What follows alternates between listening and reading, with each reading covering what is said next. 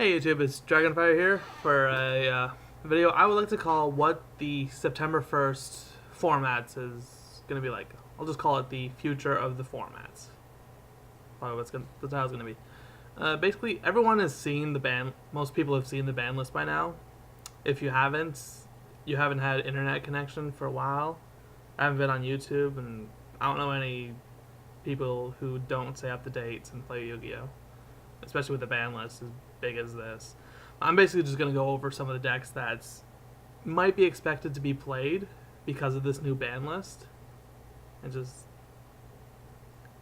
get into what we are to expect for the next 4 months, since the format length has also changed. What I noticed before when I was looking at it is from September 1st to December 31st. I thought that was weird, but then I watched Galactic Gods video, which basically pointed it out, saying that'd be a 4-month format, and like, okay, they may fix what we're dealing with right now sooner, but even so, need to wait the next 4 months. I don't know if people are gonna be quitting Yu-Gi-Oh! During this time, but just have to wait and see. The beginning of the format might bring some changes. Anyway, the top decks that we should probably be expecting are, first off, is Evil Swarms. That deck was not touched at all, and I'm actually kind of surprised that it wasn't. But part of me is surprised the other part isn't. Like, Evil Swarms was a counter to Dragon Rulers, but it wasn't played simply because people wanted to play Dragon Rulers instead. Because Blaster pops Ophion. E-Dragons sided in against Ophion. And with Eradicator gone, Evil Swarms lose one of the cards that they can abuse, but Eradicate. On that line, I'll talk about the next deck, Spellbooks. With Judgment gone, the deck isn't dead.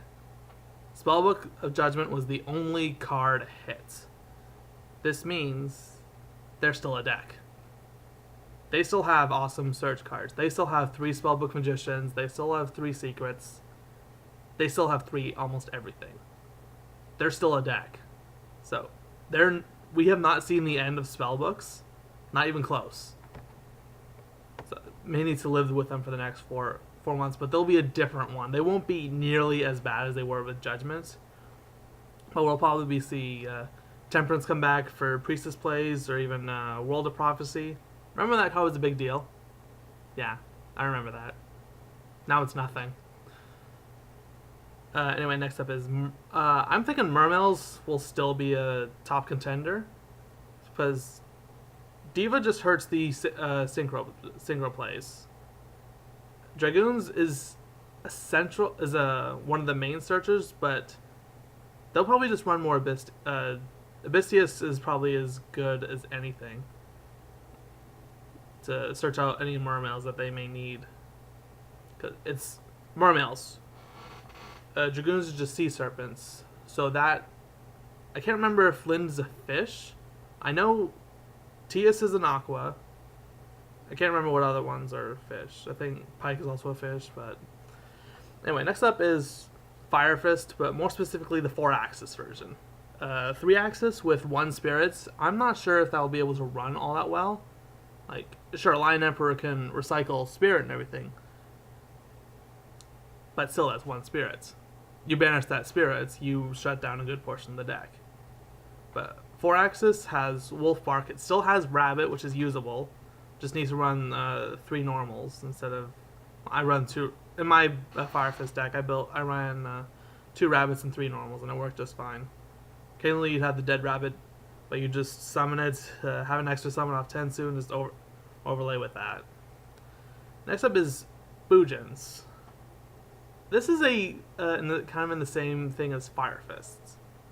It's a slower deck. It has weaker monsters, but it can still perform rather well. And with Shadow Specters, it's getting a lot of really good cards, especially with Mikazuchi, which is the other main Beast Warrior. Then the new Xyz, which I forget its name. I know what card I'm talking about. You mill the top 5 cards of your deck. It gains a bunch of attack.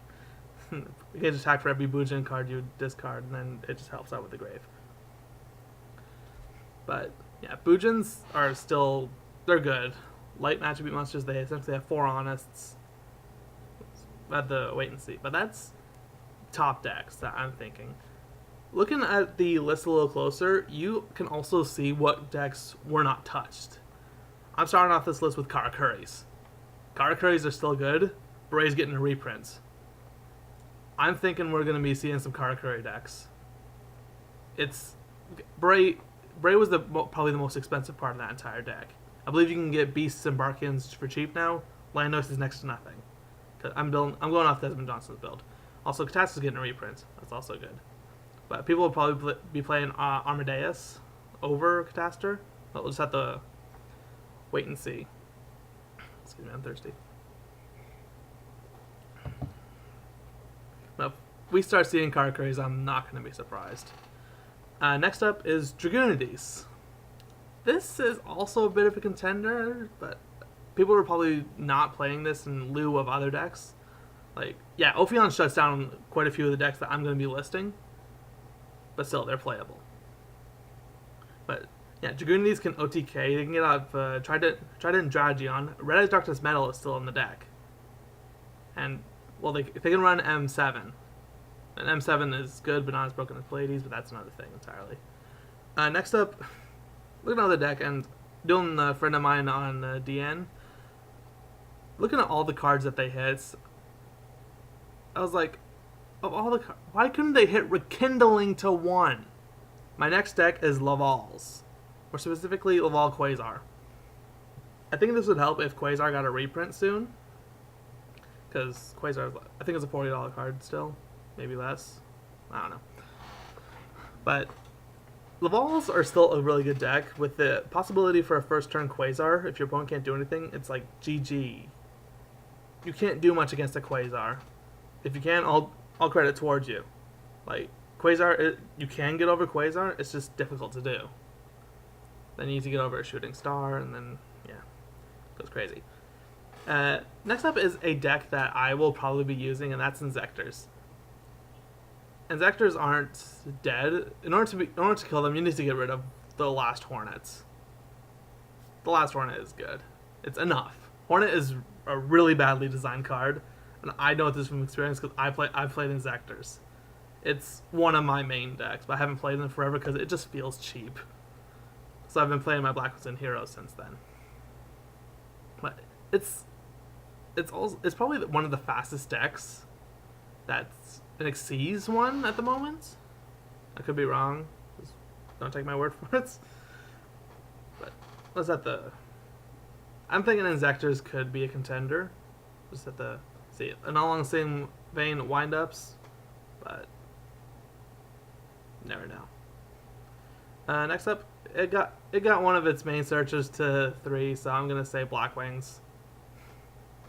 But not having another synchro, like not getting Trish back at all, it kind of hurts the limitations of hurts the deck, but not really hurts the deck. It just didn't give it anything else besides Whirlwind. Whirlwind is an amazing card, but in order to make the best of Whirlwind, even with Clue at 3, you also need more than 1 Gale. Otherwise, I'm probably just gonna run Breeze now. Take Birdman out for Breeze.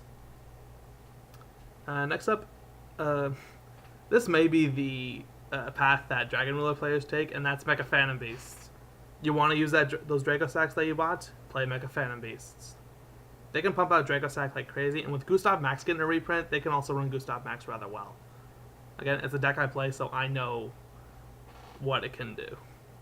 It's full, but you have the Synchro build and you have the Xyz build. I personally find the Xyz build better, although I'm still kind of testing the Synchro build. So. Next up, my last one is Zombies, which is obvious since they got Mizuki and Plague Spreader back to 2. Mizuki mainly for any zombie deck, really. But Mizuki will also help promote Vampires, which I think could be a bit of a contender. People just need to pick up the deck and play it. We'll see Vampire Lords again, because Vampire Lords I think is an underestimated card. This is my opinion, it's underestimated. But yeah, Mizuki, I'm gonna be using it in my Xyz zombie deck on DN. So just take out the Reborn, put in Mizuki. Problem solved. and probably I'll start using Bone Crusher. I don't know why I wasn't playing that before.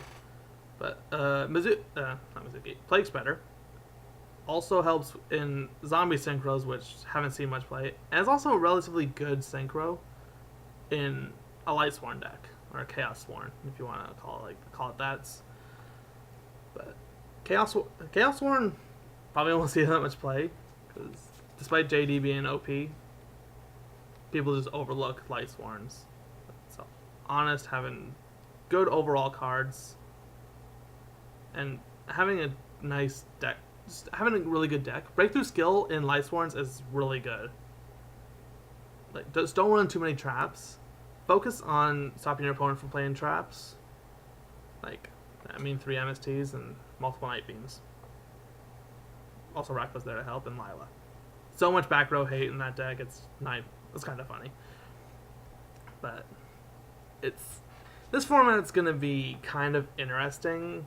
Just have to wait and see. I know I've said that a lot, but it's just we don't know enough at the time in order to make any, what's the word I'm looking for? Rash assumptions. Like, we can't say certain decks will be dead, although Heroes is a close call. But with the most of your trap staples limited, or even banned in the case of Judgment, there's going to be more options. So people are going to have to explore other trap cards that aren't as widely used. I already know some of the ones that I'm going to use. I'm going to cover that in another video. Kind of figure out something to replace the staples that we lost, or just find new cards to run in their place. So anyway, guys, this is Dragonfire signing off with the my prediction for the new formats. Anyway, talk to you guys later.